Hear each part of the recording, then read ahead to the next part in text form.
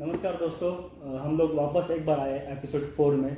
हमारी जो success definition series चल रही है, तो आज हम ऐसे आदमी से मिलने वाले जिन्होंने बहुत लोगों के लाइफ में बहुत बार चेंज किया है और जिनके लिए वो खुद भगवान है। तो रवि सर, मैं आपका पहले वेलकम करता हूँ। Thank you sir, thank you Sanjay sir. जी, तो जिस तरह से मैंने आपको ट्रेलर में बताया था कि जिन्होंने मुंबई महाराष्ट्र से एक ट्रेडिशनल बिजनेस स्टार्ट करके आज दुबई में बहुत उनका खुद का ऑफिस है और बहुत बड़ा विजन लेके चल रहा है, तो उनके साथ हम आज बात करेंगे। तो रवि सर, मेरा पहला आपसे क्वेश्चन है कि सर, आपके करियर की शुरुआत किस तरह से हुई थी? मेरी करियर की शुरुआत मार्केटिंग लाइन से हुई और मुझे ऐसा लगता था कि मार्केटिंग एक ऐसा लाइन है जहाँ पर खुद का चेक खुद बना सकते हैं।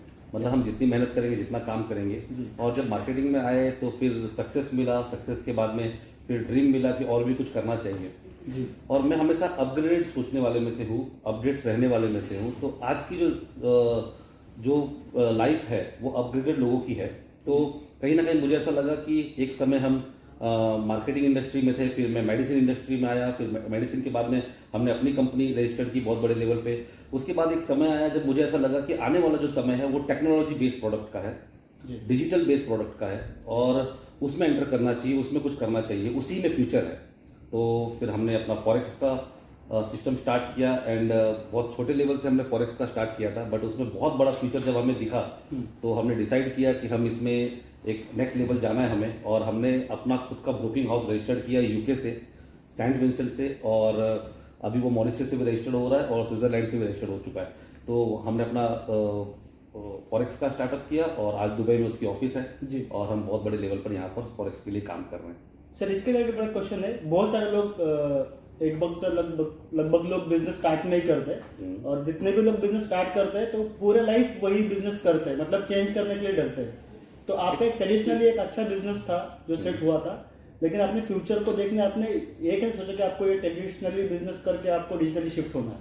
देखिए, कहते हैं ना कि मेरे गुरु हैं मिस्टर संतोष नायर साहब, उन्होंने कहा था कि ठहरा हुआ इंसान और रुका हुआ पानी दोनों सड़ जाते हैं। जी बिल्कुल। तो आप जिसको भी देखिए, जो भी किसी एक बिजनेस में है, जो या फोर फादर से जो बिजनेस मिला है या वो खुद ही एक बिजनेस में लंबे समय तक है, वो कभी भी सक्सेसफुल नहीं हो पाया। अगर हम रिलायंस को देखेंगे तो रिलायंस किस कंपनी से स्टार्ट हुई थी, बट आज वो सब्जी भी बेच रही है। रिलायंस की बात करें तो आज वो मोबाइल भी बेच रहे हैं, आज वो पेट्रोल भी बेच रहे हैं, वो सारे काम कर रहे हैं। ठीक है ना। अडानी आज वर्ल्ड के सेकंड नंबर पोजीशन पे है। क्यों? क्योंकि वो हर 2 महीने पे, 4 महीने पे आपको सुनने में आएगा वो किसी नई इंडस्ट्री के अंदर एंटर किया है।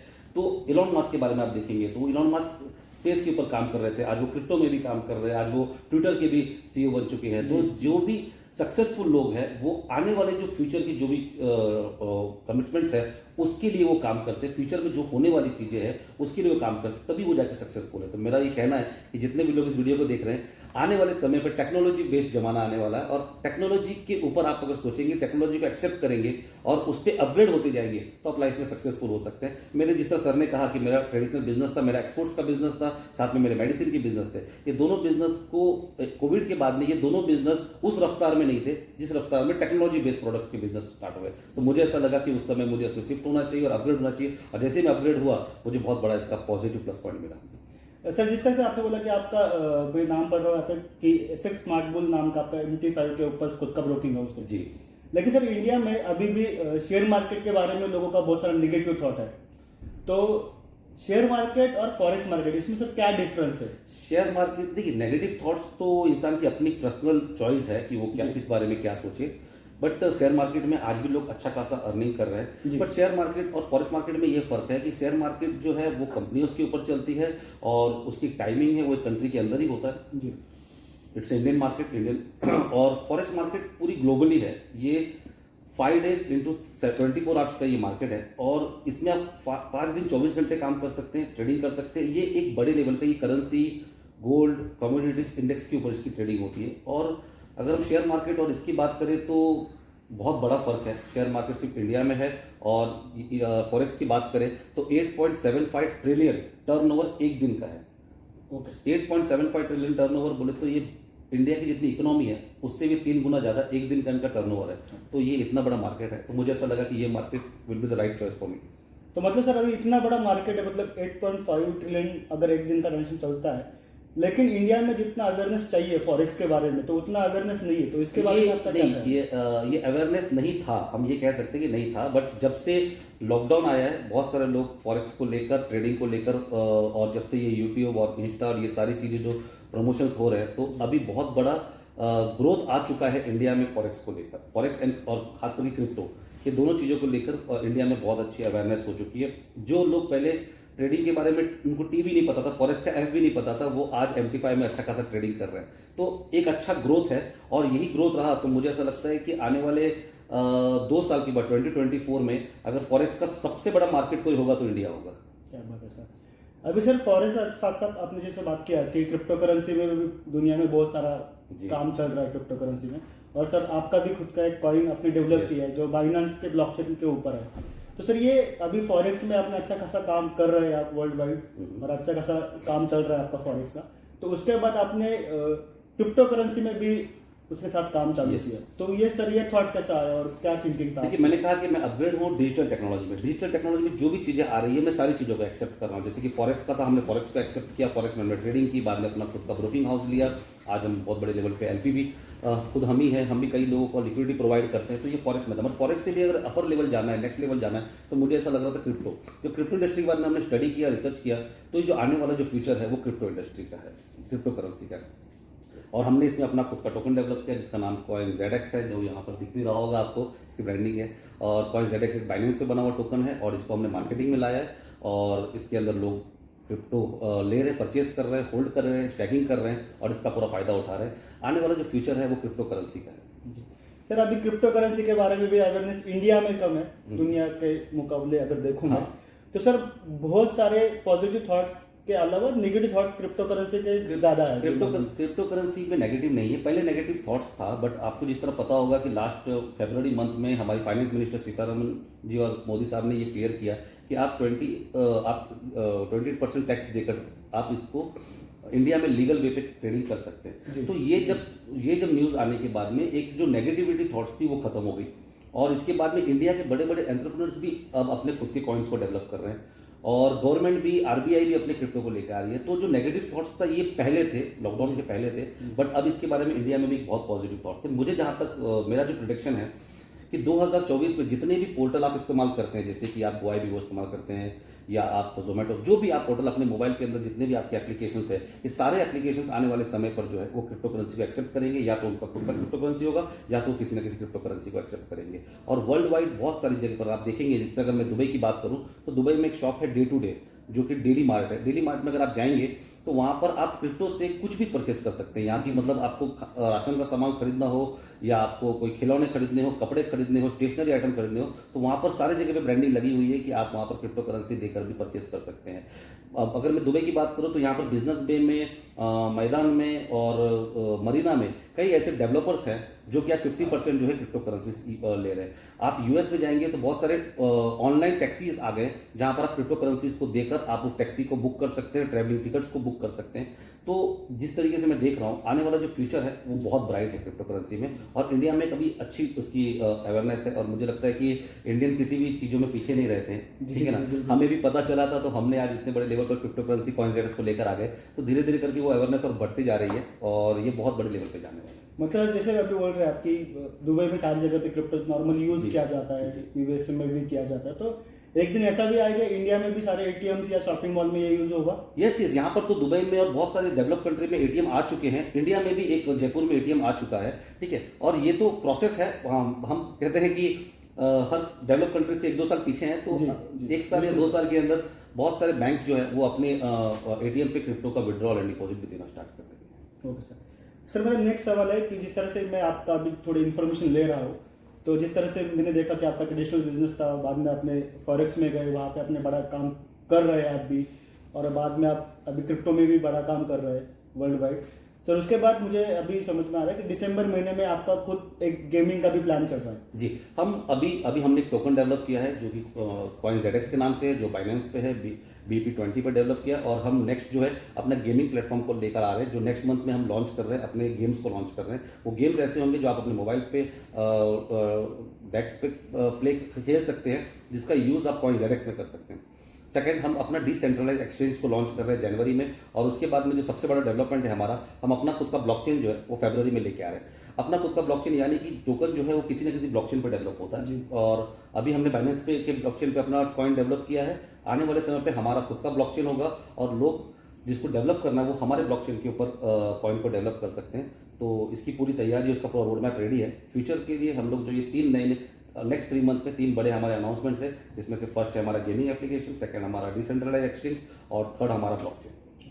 सर क्रिप्टो करेंसी के बारे में अगर बात करूं मैं, अगर मुझे इन्वेस्टमेंट करना होगा CoinZedex में, तो मैं किस तरह से कर सकता हूं और क्या रहेगा CoinZedex का फ्यूचर? CoinZedex से 20 मंथ टेक्निक प्लान है, और आप जिस किसी ने भी आपको CoinZedex के बारे में बताया है, आप उनसे मिलकर उनसे बात करके आप इसमें इन्वेस्टमेंट कर सकते हैं। इन्वेस्टमेंट यानी कि आप इस कॉइन को परचेज करके स्टैकिंग कर सकते हैं 20 मंथ्स के लिए, और 20 मंथ्स के बाद जो इसके रेट्स होंगे उस रेट्स के आप हिसाब से आप एक्सचेंज पे इसको सेल कर सकते हैं। पर इसके साथ साथ एक फायदा आपको और मिलता है कि जैसे ही आप स्टैकिंग करते हैं, एवरी मंथ आपको स्टैकिंग रिवॉर्ड्स आते हैं। तो स्टैकिंग रिवॉर्ड्स जो भी है ये एवरी मंथ आपको आएंगे, ये कॉइन में आपको कन्वर्ट करना है आपके जो भी रिवॉर्ड्स हैं, और उस कॉइन में कन्वर्ट करने के बाद उसको आप लाइव एक्सचेंज पर जाकर सेल कर सकते हैं। और वेरी सून हम लोग नेक्स्ट वीक में अपना एक्सचेंज भी लॉन्च कर रहे हैं, तो उस पर जाकर आप इसको सेल कर सकते हैं और इसका बेनिफिट आप ले सकते हैं। सर बहुत अच्छा लग रहा है आपसे बात करके। सर अभी इतनी सारी चीज़ें आपने की, एज ए इंडियन मुझे भी प्राउड हो रहा है कि एक मैं हिंदुस्तानी भाई और हिंदुस्तानी एक आदमी ये सारी चीज़ें डेवलपमेंट कर रहा है डिजिटली। सर क्या फ्यूचर है इंडिया में ये सारी चीज़ों का? जैसे आपने बोला कि फॉरेक्स मार्केट, क्रिप्टो करेंसी और गेमिंग, ब्लॉकचेन, ये सारी चीज़ें जो आप डेवलप कर रहे हैं, आप जिसमें काम करो, तो इंडिया में क्या इसका फ्यूचर है?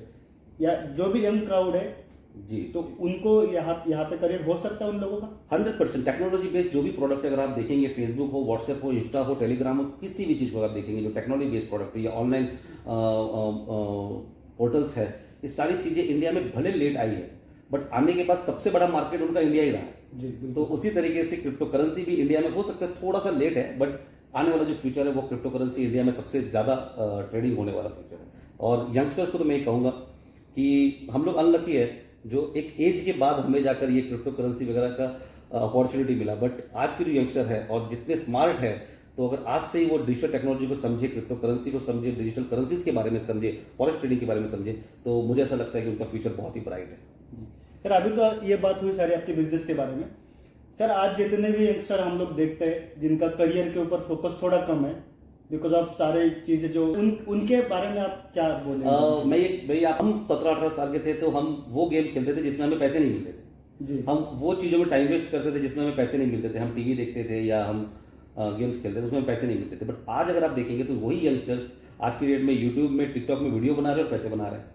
इंस्टाग्राम पर 17 साल 18 साल के बच्चे जो है वो पैसे बना रहे हैं। तो मैं इसमें आपको कहूँगा कि आज की यंगस्टर हम लोग के टाइम से ज़्यादा एक्टिव और ज़्यादा स्मार्ट है, और टेक्नोलॉजी पे उनकी पकड़ शायद सबसे ज़्यादा है।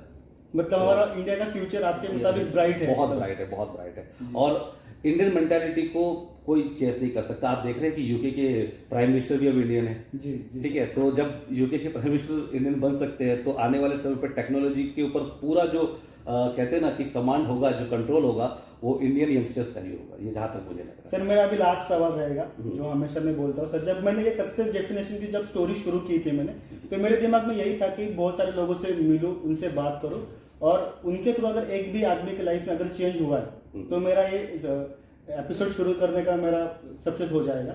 सर आपके लिए, आपके मुताबिक सक्सेस की डेफिनेशन क्या होगी? पहले बात तो मैं आपको कॉन्ग्रेचुलेट करना चाहूँगा कि आप इतना अच्छा सेशन चला रहे हैं, कंडक्ट कर रहे हैं, और इसके लिए बेस्ट विशेष है आपको, क्योंकि कहीं ना कहीं आप सक्सेस को लोगों तक पहुंचा रहे हैं। ठीक है ना, मैं जाकर मेरे बारे में लोगों को कहूँगा तो लोग बात नहीं सुनेंगे, बट अगर आप वो स्टोरी उनके तक पहुंचा रहे हैं तो कहीं ना किसी को उसका बेनिफिट मिलता है। सक्सेस एक ऐसी चीज़ है जब आप घर में सो रहे हो और आंख बंद करके आप जब नींद आ रही है आपको, तो उस समय आपको डर नहीं होना चाहिए। आपके लाइफ में वो सारी चीज़ें हो और डर ना हो, उसी को कहते हैं सक्सेस। आप जो मेहनत कर रहे हैं, आप जो सक्सेस, आप जो भी अचीवमेंट कर रहे हैं, उसका बेनिफिट आपके जान पहचान वालों को मिले, उसका बेनिफिट आपके फैमिली को मिले, आपके पेरेंट्स को मिले, ये होता है सक्सेस। बस पैसे कमा लेना और बड़ी घर गाड़ी लेना, इसको मैं सक्सेस नहीं कहता हूँ। सक्सेस कहता हूँ कि आपकी पीसफुल लाइफ होनी चाहिए, और जितने भी डिपेंडेंट लोग हैं आप पे, भले वो आपके फ्रेंड्स हो, आपके रिलेटिव हो, आपके फैमिली हो, वो सारे उस चीज़ों का इस्तेमाल करके खुश रहे, इसी को सक्सेस कहते हैं। तो जिस तरह से सर ने हमसे बात की है, सर के लिए सक्सेस का डेफिनेशन सर ने बताया, क्योंकि मेरे ऊपर जितने भी फैमिली लोग या मेरे फ्रेंड जितने भी लोग डिपेंड है और मेरे वजह से उनके लाइफ में कुछ ना कुछ अच्छा होना चाहिए, तो सर के सक्सेस की डेफिनेशन ये है। और सर मैंने आपका लाइफ देखा है, मैं भी लगभग 1-1.5 साल से आपके साथ हूँ और सर आपकी वजह से मेरे भी लाइफ में बहुत सारे चेंजेस आए हैं और लाखों लोगों के लाइफ में आया है। और डेफिनेटली हम सर आपको फॉलो करेंगे, आपको देखेंगे और जो भी आप डेवलपमेंट कर रहे हैं वो सारी नज़दीक से देखेंगे और देखेंगे कि भाई इसमें अगर मेरा करियर बन सकता है तो हम डेफिनेटली आएंगे, आपके साथ काम करेंगे। सर बहुत अच्छा लगा आपसे मिलके, आपसे बात करके। Thank you very much. Okay, thank you.